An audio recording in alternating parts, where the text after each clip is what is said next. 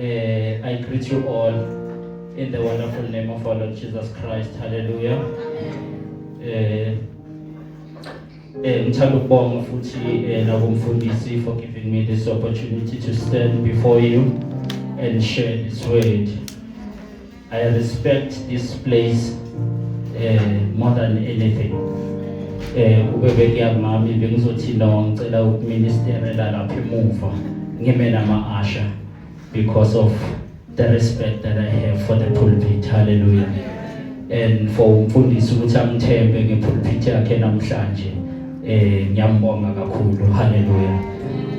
Bazalwane, umfundisi last week has started a subject of the vision and the kingdom work. Hallelujah. So nami ngizothanda ukuthi ngigijime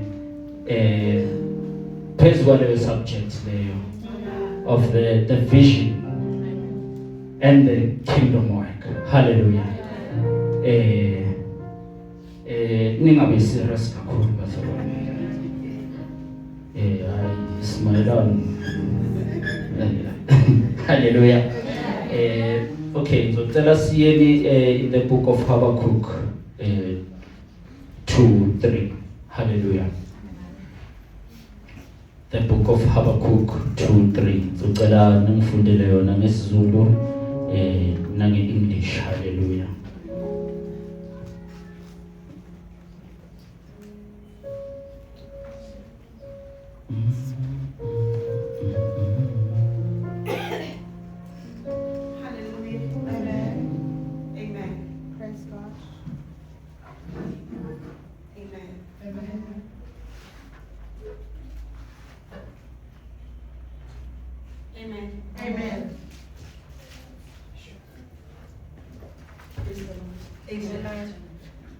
Habakkuk 2 verse 3.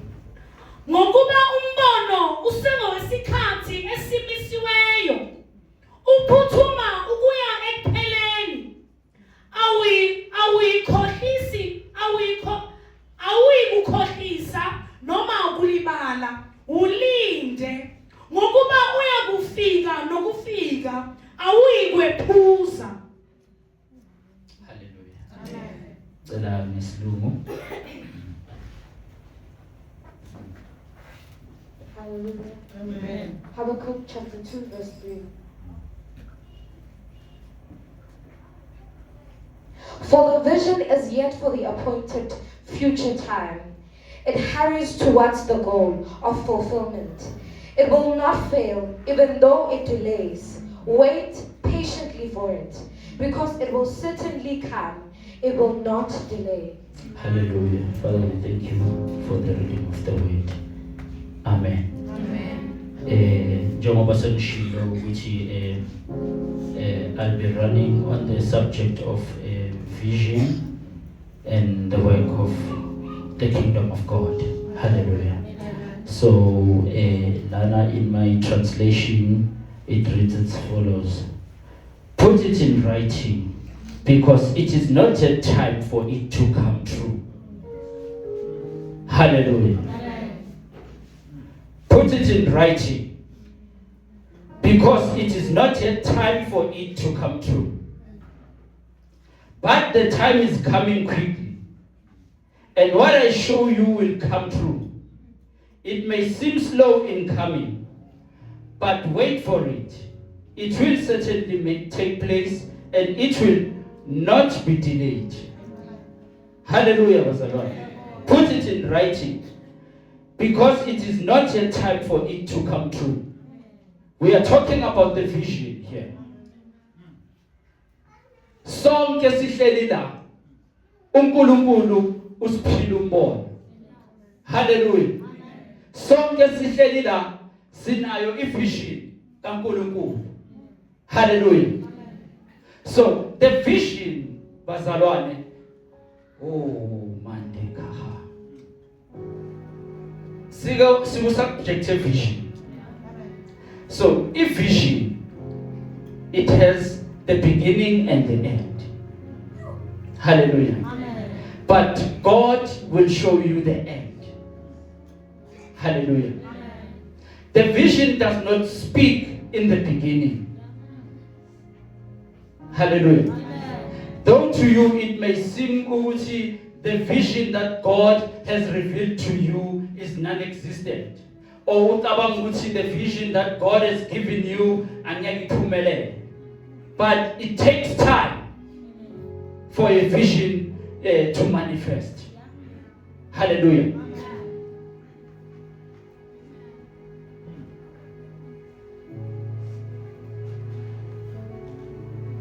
Umbono kaNkulunkulu mkhulu. Hence God shows you the end. So between the beginning and the end, there's a plan. And God kept the plan a secret to him. Because if uNkulunkulu bekazokubonisa the plan, ukuthi uya kanjani to the end, to the manifestation of the vision, bowungeke usayifune nokuyifuna leyo vision. Because the storms that you'll be going through, if God were to show you those things, hallelujah, bozothi Nkosi ngiyabonga. Hallelujah. Bese athi in Jeremiah 1:5, I chose you because I gave you life. Hallelujah.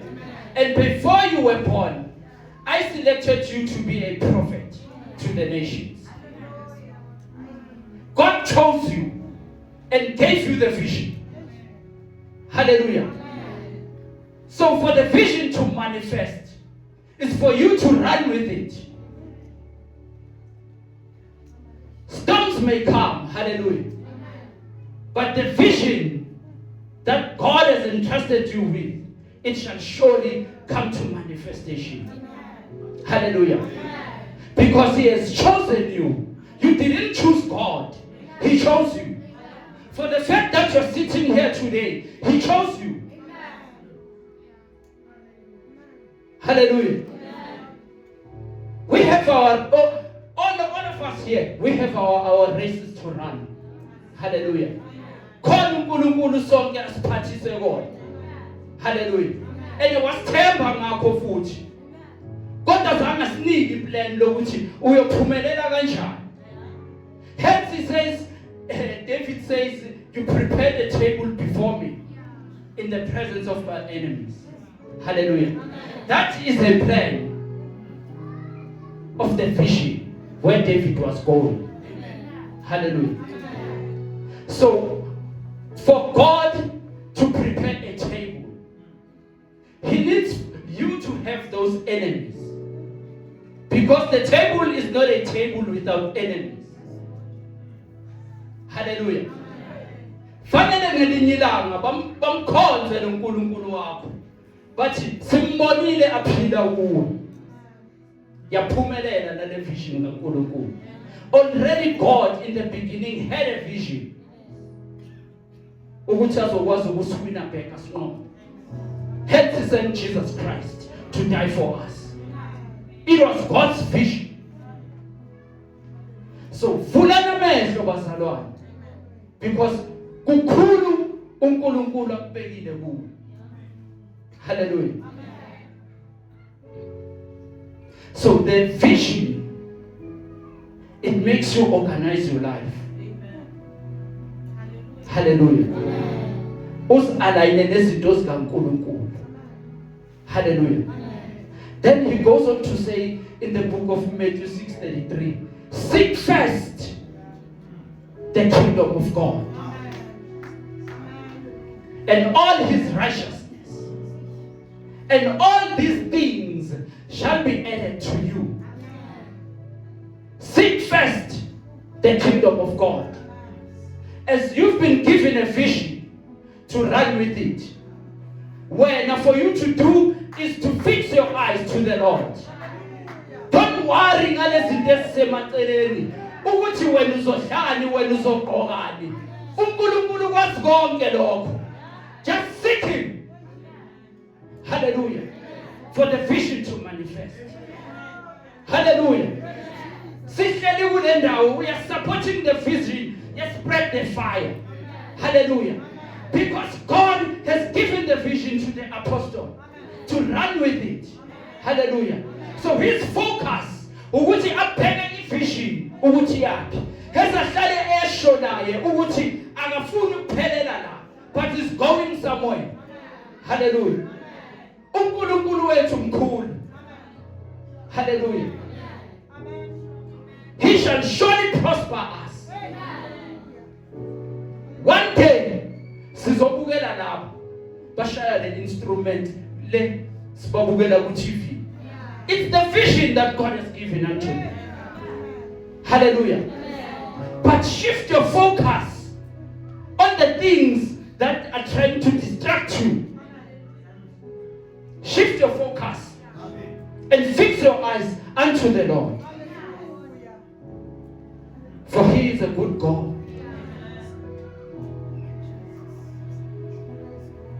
Yabona lokho busy uhlangana nakho manje. It's the preparation of where you are going. Hallelujah, bazalwane. uNkulunkulu uneplan, greater plans for us. Plans to prosper us.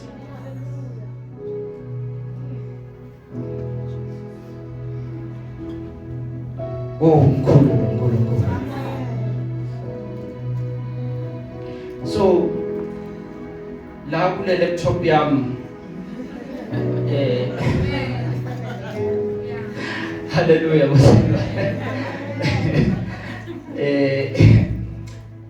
hey, as for prepare izwe uzobhala uphikisane with what God has placed and ubhala uscratch ubhala, but because God is God kuzogcina yena lo scratchayo yini ifunayo. Hallelujah. Yeah. So in the book of Acts 9:10 and 12, Saul is sent to Damascus to meet Ananias, to lay his hands on him so that he could see again. So Saul was a persecutor of those who believed. Hallelujah. So one day, Jesus Christ struck him with lightning. Hallelujah. So because God has a plan. Hallelujah. So he sent him to Damascus to meet Ananias. And after Ananias has prayed for him, he became a changed man and started to preach the word of God. From the persecutor of Christians to the preacher of the word. So here when God says, seek first the kingdom of God. Seek Him wholeheartedly. Then it goes on to say in Matthew 28:19-20, go therefore and make disciples of all nations, baptizing them in the name of the Father and of the Son and of the Holy Spirit, teaching them to observe all the things I have commanded you, and I am with you always. Hallelujah. As you are seeking God, between the beginning and the end, we are running through the vision. Our focus is to go to the vision. Hallelujah. Now, in this plan, we go preaching the word of God. Hello. Hello. We are preaching the word of God to the non-believers. Ukuthi naye bamazi lo nkulunkulu esihlezi sikhuluma ngaye. Ukuthi uNkulunkulu ophila. Lana sizophakamisa nje izwi likaNkulunkulu. Sithi uyaphila lo nkulunkulu. Hallelujah. So ungadamali mzalwane. Ubone ngathi izinto azenzeke empilweni yakho. God is with you. God is always with you. And that vision, that plan you have, it shall surely manifest one day. Wait upon the Lord. Though the vision seems slow, ubona ngathi akwenzeki udoubt kwesinye isikhathi. Uzuthi inkosi kodwa abantu abangakwazi bayaphumelela lapha estradini. Those who are worshiping other idols bayaphumelela ngathi impumelelo siyibona kubo. Lana uthi kuwe, wait. Just wait. Kodwa icebo lami is to prosper you. Glory be to God. And he shall surely bless you. uNkulunkulu akasilethanga la emhlabeni ukuthi sizobukela abantu baphumelele. He has greater plans for us. Hallelujah.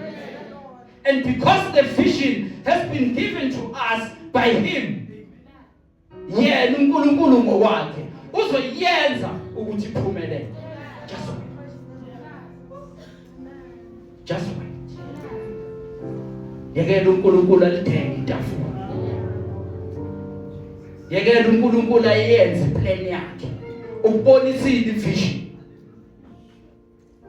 Wena nje just pray. Ume unganyakaziseki ebukhoneni bukaNkulunkulu. Definitely uNkulunkulu ukwazi konke. Hallelujah. Mkhulu lo uNkulunkulu esimkhonzayo. And in waiting for him, we need to work, bazalwane. Let us work for the kingdom of God. Hallelujah.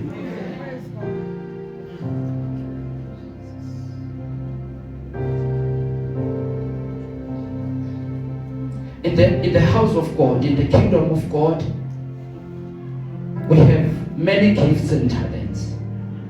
Sonke la siyadingana. Akekho ngcono kunomunye. Hallelujah. Hence the book of Proverbs says, the poor man and the oppressor have this in common.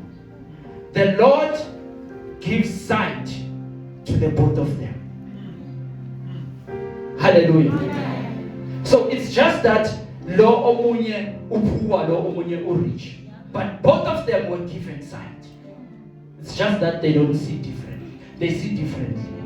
Hallelujah. Kodwa bonke bayabona. And both of them have a vision. Glory to God. So let us open our eyes.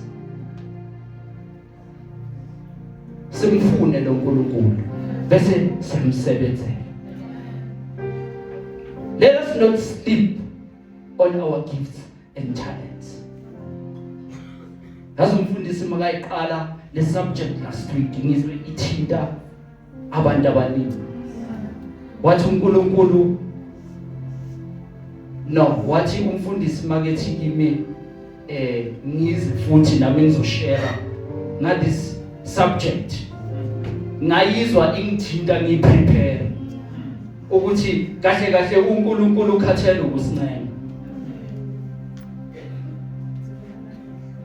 Uthi vulana amehlo uNkulunkulu bazalwane. Ukhathele ukulibele asinceme uNkulunkulu. Ufuna ukuzibonakalisa empilweni zethu. Ufuna ukwaziwa la ngaphandle ukuthi uNkulunkulu ophila through us. Uthe umfundisi last week singabi abazalwane nje abaze inkonzweni bese bayaphuma bayahamba. Let us work.